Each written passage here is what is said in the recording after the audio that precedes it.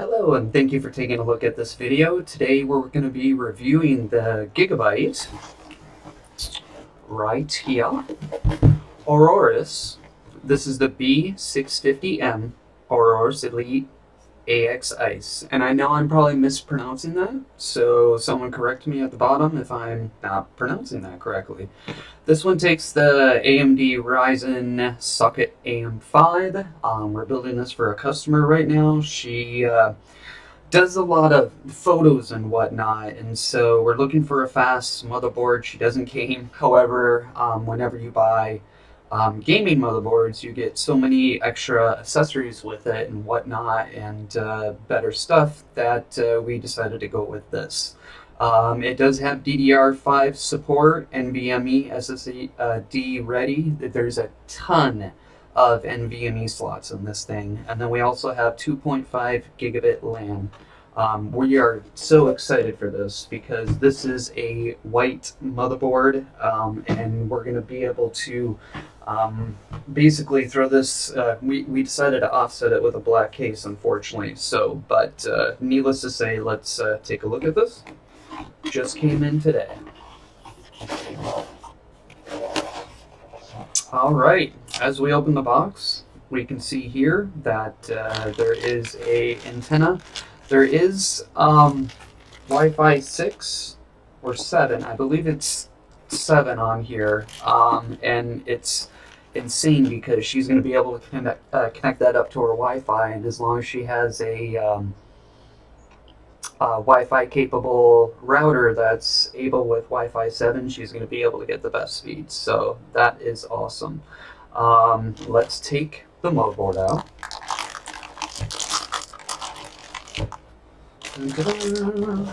Alright, we're going to set this to the side just for a second, and we'll come back to that. I'm going to check the box here to see what they include, if they include anything. Gigabyte's pretty good though. They give you a multilingual install guide. Very nice. Covering all the languages. Super basic, super to the point on how to get everything up and running within a good period of time. So we'll set that to the side. They also include two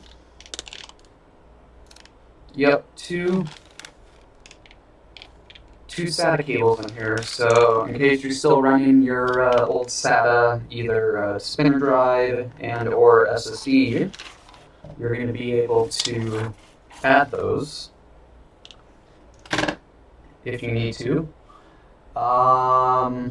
Looks like we can get some information on how to do a review on this, and then also at the end here, we have your standard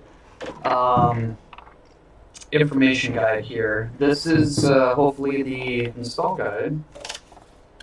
Actually, I don't even think they do that anymore. These are all QR codes. Yep, so all these things are QR codes. And so basically what you're going to do is scan these, and they will go right to the Gigabyte website and tell you how to install it. This is good and bad at the same time, because if you don't really have a internet connection, which I doubt anyone doesn't have, you're not going to be able to pull that up right away. So, but as long as you have a cell phone and you have data, you should be fine.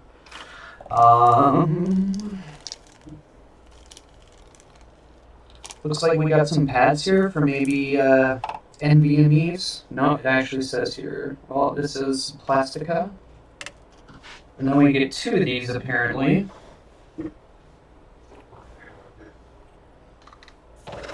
So we're going to close the box here. We're going to put all the stuff back in, with the exception of the antenna. Okay. Alright. Now, what we're going to do is take a look at the motherboard now. So,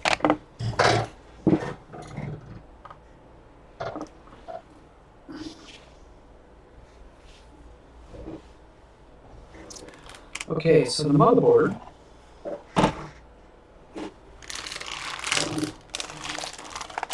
right here.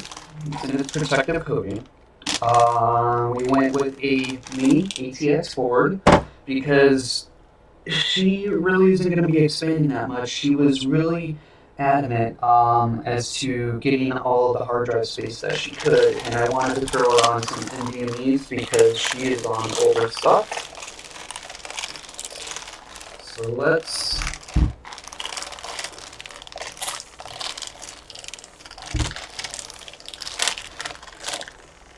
they do a great job taking the bag. Good. Okay.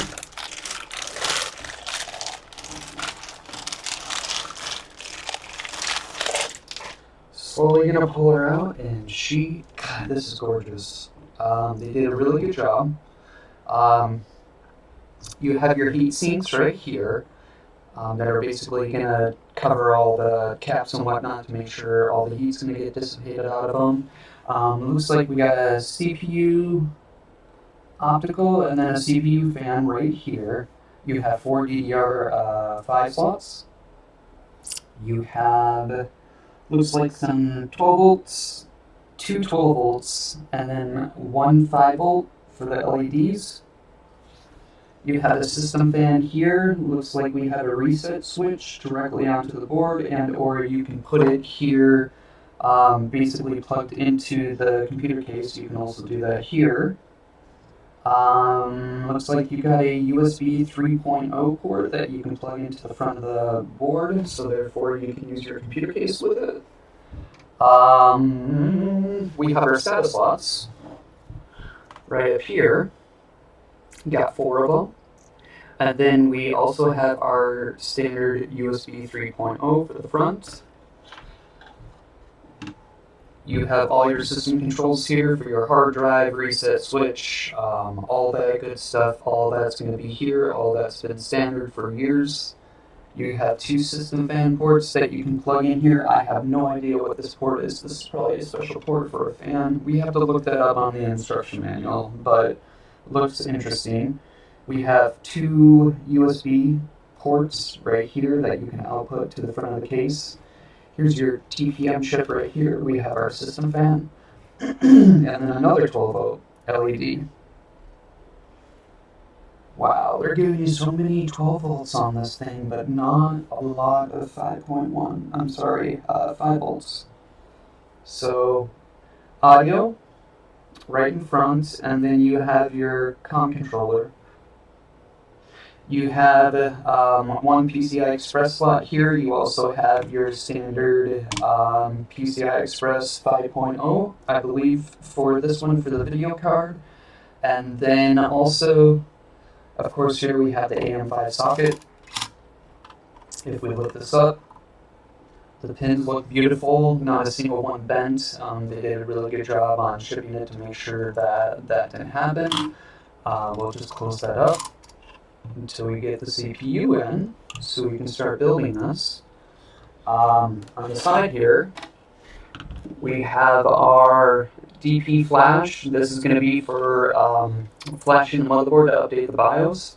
You also have your Wi-Fi 6 right on here that will plug into the antenna.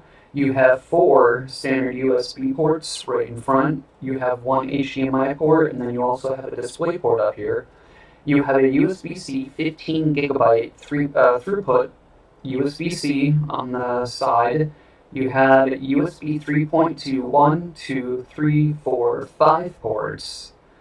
Here's your BIOS plug-in in case you ever need to use the D-Flash Plus. This is going to be where you plug in that USB as soon as you put the BIOS on there.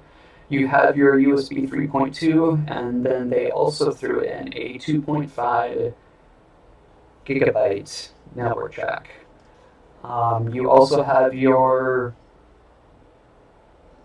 infrared audio port here. You have a mic and then a line out. This is amazing. This is a beautiful board. On the back here, looks silver. Not bad. I'm digging it. They also have the AM5 plate on the back. So, and also on the front, they also have your standard AM5 brackets. So to mount the CPU with. But nonetheless, this is an amazing board. We bought it for $199 at the time. Yeah. And so that's it. It's going to be a wonderful board. We're very excited. And if you have any questions or comments below, just leave them in the bottom. And everyone, have a great rest of your day.